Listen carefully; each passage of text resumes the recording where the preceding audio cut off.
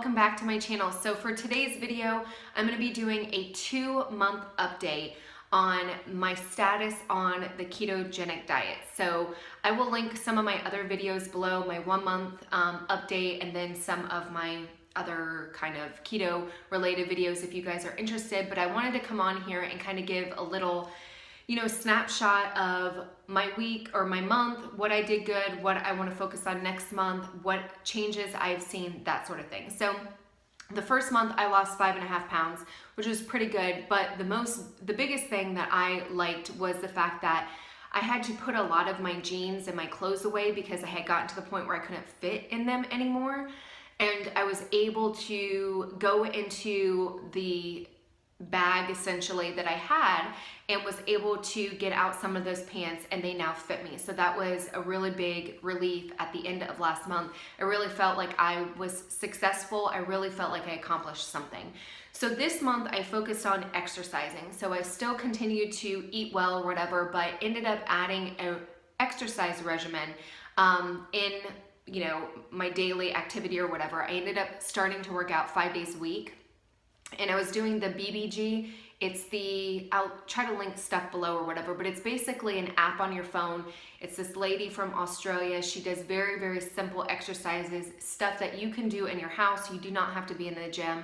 And there are 24 minutes, and they're in 4 7-minute sections, and you go through the exercises. You do like 15 sets or 15 reps of something, and then you hit the next button and it goes to the next thing. So it's on a timer at 7 minutes, and you try to go through the 4 exercises that she gives you as many times in that 7 minutes.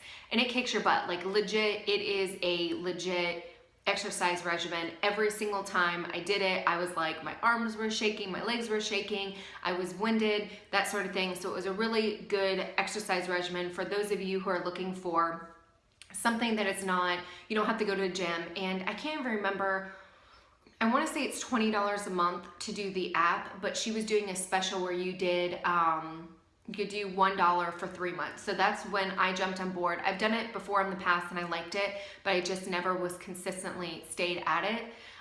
So this month in February, or last month actually, in February, I decided that that's what I was going to focus on. I was going to focus on adding exercise to my routine in the hopes of kind of hitting my goals quicker. Last time I did the ketogenic diet a couple years ago, I lost a lot of weight, and I got smaller, but I wasn't toned. And so this go around, I was like, you know what? I'm gonna focus on losing weight, but I'm also gonna focus on toning. What I was not prepared for is the mental aspect of it. And it pains me to say it because it's so frustrating, because when I say it out loud, I'm like, ugh, it's so stupid. But that's the reality of it. This month, I did not lose a lot of weight. I lost 0.2 pounds overall. Not a good month or whatever, but to me, it's not so much the weight. It's not so much the number on the scale. I want to be able to fit into my clothes. And when I started doing the BBG workouts, I ended up getting bigger. Like there was a point where the clothes that fit at the end of last month, where I was able to pull out and actually fit in them again, they no longer fit. Like everything was getting bigger, and I'm big on measurements. Like that's where I feel like I accomplished the most. If my stomach's getting smaller, but the weight is going up on the scale, I can rationalize that. I can deal with that. But when my stomach is getting bigger and I'm eating well and I'm exercising and everything is getting bigger, it messes with my mind. So I went on to the app and I went on to some other websites, and I know this stuff. Like I used to do CrossFit, I used to exercise, like I understand. I'm not like the fitness guru or anything like that, but I understand how things work. But I just needed like a little bit more self-assurance. But basically everybody was saying, look, when you're gaining muscle, when you're getting your muscles bigger, it's going to make you look bigger for a shorter time because you still have that fat on there. Your muscles are getting bigger, the fat's still there. You have to get over that hump until the fat starts burning and the muscle starts slimming out and stuff like that, which makes 100% sense to me, but it's still hard for my feeble little mind that can't comprehend, because it's the opposite of what I want to do. When I'm getting frustrated and I'm like, oh my gosh, like my waist is bigger, my thighs are bigger, and everything's bigger and I can't fit into my clothes, I get very, very discouraged. So it just kind of hit me out of nowhere and I wasn't prepared for it, which is, again, stupid. Like I'm honestly embarrassed to even say it because yeah, I know this, like I understand it, but it's still hard when you're trying so hard to lose weight and you're going in the opposite direction.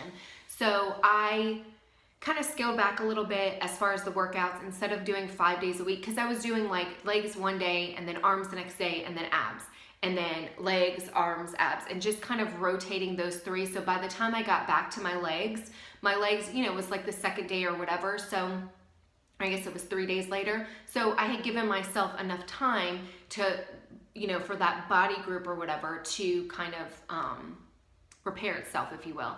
But I found like I was always hungry and I was tired. Like I was really energetic after the exercises and I felt mentally better, but I just felt like I was always like I just didn't have enough gas in my tank kind of thing. So I decided that I was going to pull it back a little bit, not do so aggressive 5 days a week, which is stupid anyways. Like anytime you start, like restart an exercise regimen, you should never go 100% anyways.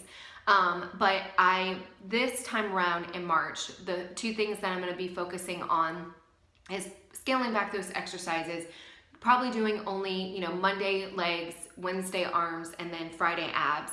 Maybe add some cardio in between, like jumping on a treadmill, because I do like the way the exercise feels and I think it does provide mental clarity. I think it does help with, you know, making you feel better. So I don't think that jumping on a treadmill for 30 minutes and walking is going to hurt or drain me, if you will. So that's what I'm going to be focusing on. But honestly, in March, I did at the end of March when I did I have my numbers right here. So my weight wasn't anything significant. My saddlebags, I didn't lose anything. And when I say saddlebags, like those are like,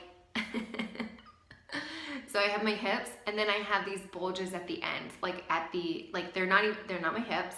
They're like this, like chunks of, like I get a pear-shaped body. It is what it is, but no change in my saddlebags. I did lose 1/2 inch in my hips. So I usually, like my hips kind of divot in a little bit, like it goes out and then it kind of goes in, whatever. So I usually take the measurement around the smallest part of my hips. So I did lose 1/2 inch in my hips, which was good. And then I lost 1/4 inch in my arm. So that was good. And I have noticed that my arms have toned up a lot. Like out of everything, I felt like I could see the most difference in my arms. But I do like to see, you know, definition in my arms and stuff like that. And not so much right here, but when I go like this, you can see like the definition that's starting to form. So I like that.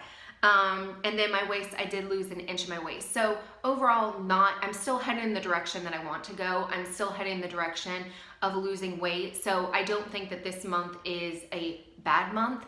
You know, I think anytime that you make improvements, whether it be you can physically see them on paper or physically see them in the measurements, sometimes it's just a mental thing. Sometimes you mentally feel better or you emotionally feel better. So I don't think that, you know, any month is necessarily a bad month. I think that I could have done a little bit better choices in my food. I have been not tracking things as detailed as I'd like. But next month in March, or this month, currently in March, I am going on a work trip for a week. Next week I leave. And then the week after that, we're going on vacation. So half the month I'm going to be traveling out of my element, that sort of thing. So I am just focusing on maintenance, focusing on limiting, you know, bad things or whatever. And I'm not necessarily going to eat carbs or anything, but I'm also not going to be tracking stuff. I'm going to allow myself to be where I am and not stress myself out about trying to find certain things or whatever.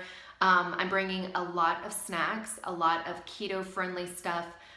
So just trying to make it work, but I'm not going to stress myself out about it. I'm not going to worry. And then vacation, like usually, you know, we're going camping or whatever, so I can bring stuff that I know. But yeah, that's what I'm going to focus on in March.